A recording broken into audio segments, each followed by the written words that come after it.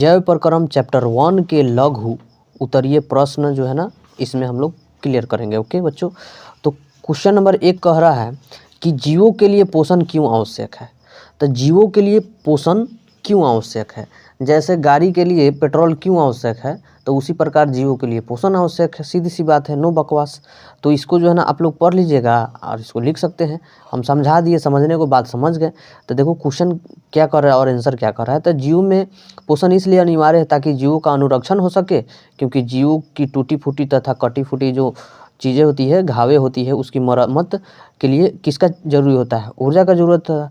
इसलिए जो है ना पोषण क्या है, आवश्यक है। तो उसी प्रकार तो गाड़ी है ना जी, गाड़ी को चलाना है तो उसमें तेल डालना होगा, तेल नहीं डालिएगा तो ऊर्जा नहीं मिलेगा, ऊर्जा नहीं मिलेगा तो गाड़ी चलेगा नहीं।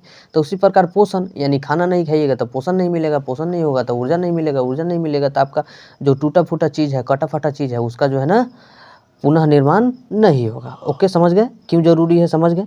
चलो पोषण का परिभाषा दीजिए। तो देखो पोषण का परिभाषा क्या होता है कि जो हम चीज़ें खाते हैं, जो भी भोजन ग्रहण करते हैं, उससे क्या मिलता है जी बच्चों, ऊर्जा मिलता है। क्या मिलता है, ऊर्जा मिलता है, जिसका उपयोग हम लोग कच्ची में करते हैं, वृद्धि में करते हैं, उपापचय क्रिया में, मतलब पचाने की क्रिया में। उसके बाद पुनः निर्माण, पुनः निर्माण मतलब कथी, कटा फटा है उसका जो है ना फिर से जो है निर्मित कर देना। ओके चलो, इसमें जो है पोषण का परिभाषा हो गया आपका। स्वपोषण में किन किन परिस्थितियों का होना आवश्यक है। तो स्वपोषण मतलब जो पेड़ पौधा पोषण करता है, तो उसमें जो है ना बच्चों क्लोरोफिल, सूर्य का प्रकाश, CO2, जल, इस सब को जो है ना होना जरूरी है। इसके उत्पाद में आपको जो क्या मिलता है, तो इसके उत्पाद में आपको जो है ना ऑक्सीजन मिलता है। ओके चलो, पर पोषण से आप क्या समझते हैं। तो पर पोषण मतलब दूसरे पर क्या हो, निर्भर हो। एक जीव जो है ना दूसरे पर क्या हो, निर्भर हो, तो वो कच्ची कहलाता है, पर पोषण कहलाता है। जो दूसरे के शरीर पे जो है ना क्या करता है, रह कर या संपर्क में आके क्या करता है, उस पर अपना जो है ना भोजन को ग्रहण करता है।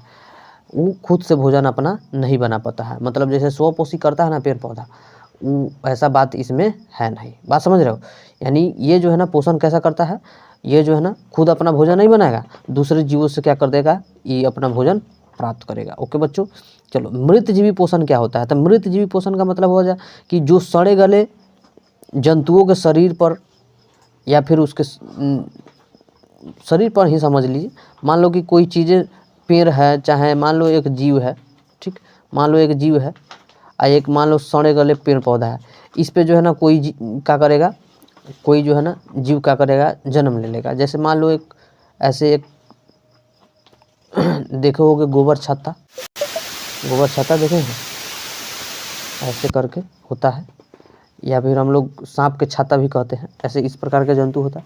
तो ऐसे जो है ना क्या होता है कि ये जो है ना दूसरे के शरीर पर या फिर उसके संपर्क में आने के पश्चात जो है ना अपना पोषण पूर्ण रूप से कर पाता है।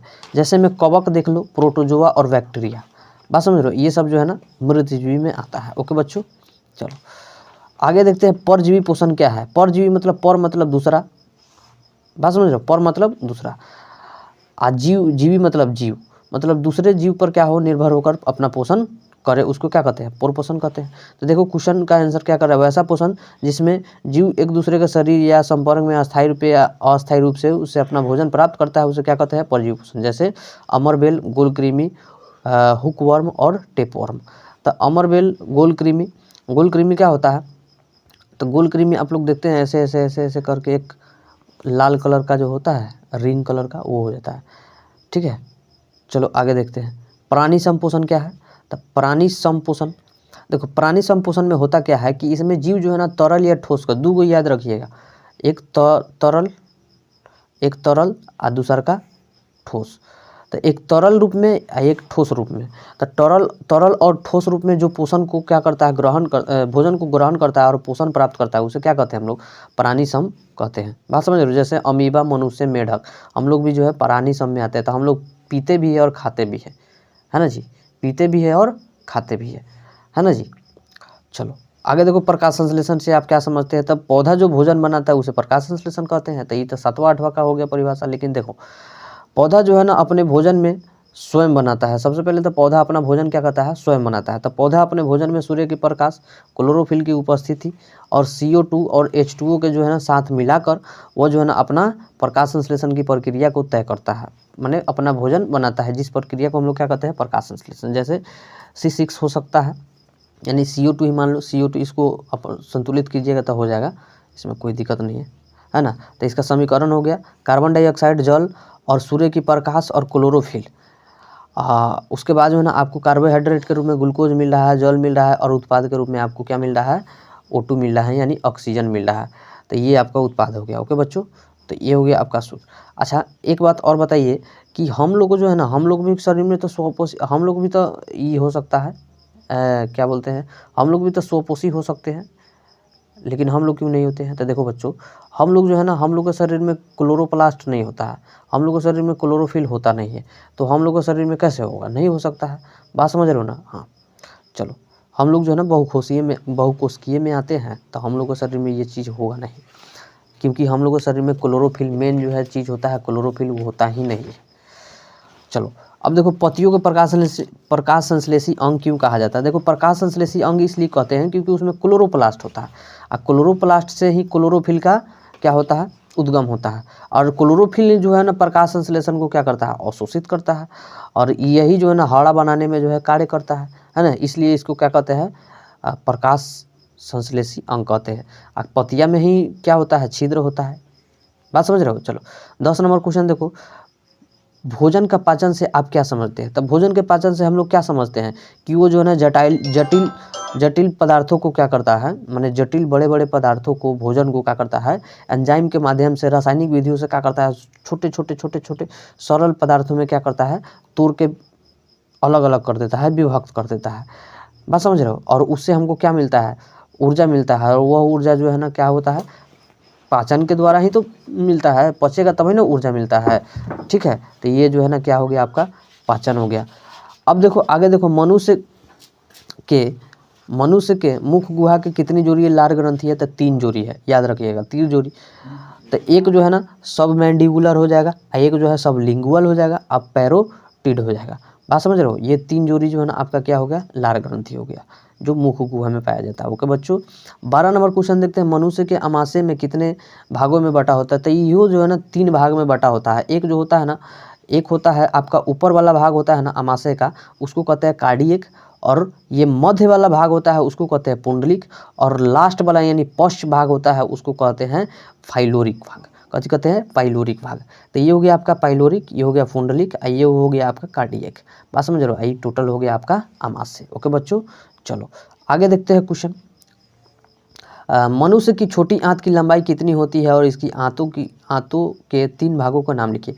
तो देखो मनुष्य का जो है ना लंबाई अगर देखा जाए छोटी आंत की तो 6 मीटर होता है, उसका चौड़ाई जो देखा जाए तो ये आपका 2.5 मीटर होता है। मतलब कहने का अर्थ है कि ये जो है ना आपका मान लो छोटी आंत हो गया, तो छोटी आंत ई जो है ना 2.5 मीटर का लगभग होता है, ये वाला भाग। आई जो भाग होता है लगभग 6 मीटर का होता है। कितना मीटर का होता है जी बच्चों, 6 मीटर। बात समझ रहे हो।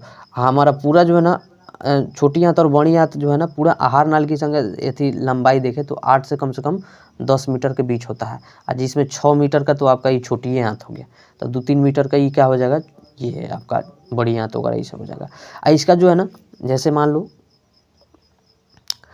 चलो ये वाला जो भाग है आपका 2.5 मीटर का हो गया, ये आपका भाग हो गया 6 मीटर का। कितना मीटर का, 6 मीटर का। अब देखो ये जो होता है ना 3 भाग में बटा होता है। कितना भाग में, 3 भाग में बटा होता है। एक भाग होता है ग्रहणी का, एक भाग होता है जेजुअम का, एक भाग होता है इलियम का। इलियम में जो है ना सबसे सारा खाना जो है ना पचता है। लास्ट अगर पचने वाला कोई चीज़ है तो इलियम ही है। इलियम में ही जो है ना सारा खाना जो है क्या होता है पच के, और आपका बड़ी आंत में क्या होता है जाके चल जाता है, और बड़ी आंत जो है ना उससे जल को अवशोषित कर लेता है। पचे खाना को, पूरी तरह से पचे खाना को, जल को क्या करेगा, बड़ी आंत अवशोषित करेगा, उसको मल द्वार में भेज देगा, और जाने के बाद जो है ना हम लोग चल जाएंगे कहाँ, बाथरूम वाले द्वार में। कहाँ चल जाएंगे, बाथरूम द्वार चल जाएंगे, और जो है ना अपना बाथरूम क्या कहते हैं, बाथरूम वगैरह कह के फाइनल कर देंगे। ठीक है बच्चों, तो यहाँ पे जो है ना ई छूट गया है, यूट्यूब का ई छूट गया है ना जी बच्चों। तो ई छूट गया है तो इसका मतलब आप सब्सक्राइब भी नहीं किए नहीं जाइएगा। सुनिए, आप लोग सब्सक्राइब करके रखिए, लाइव क्लास जल्द ही जो है ना शुरू होने वाला है। ठीक है, डिजिटल बोर्ड इधर थोड़ा हम लोग देहात एरिया में पढ़ते हैं, इसलिए यहाँ पे थोड़ा है ना नेट का प्रॉब्लम तो है ही, और दूसरा बात जो है ना हम लोग के पास डिजिटल बोर्ड है नहीं, है ना जी बच्चों। लेकिन कोशिश में है हम लोग की आप लोग का जो है ना पूरा हेल्प किया जाए। शिक्षा को जो है ना एक गांव-गांव तक पहुंचाने का जो है ना हमारा अगला जो है ना कदम है। बात समझ रहे हो ना बच्चों?